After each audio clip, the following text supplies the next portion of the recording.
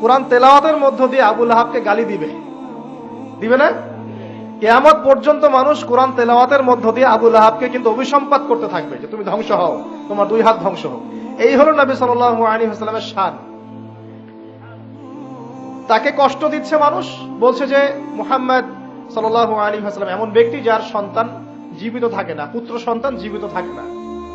তখন আল্লাহ রাব্বুল আলামিন আয়াত নাজিল করলেন, ইন্না আ'তাইনাকাল কাউসার, নিশ্চয়ই আমি আপনাকে কাউসার মহান মর্যাদা দিয়েছি। এটা শুধু হাউজে কাউসারই নয়, কিন্তু হাউজে কাউসার সহ এই যে দুনিয়ার তার সম্মান, তার নাম শুনলে আমরা দরুদ পড়ি, তার ইজ্জত, তার শান শওকাত, এগুলোও কাউসার, সবই কাউসার।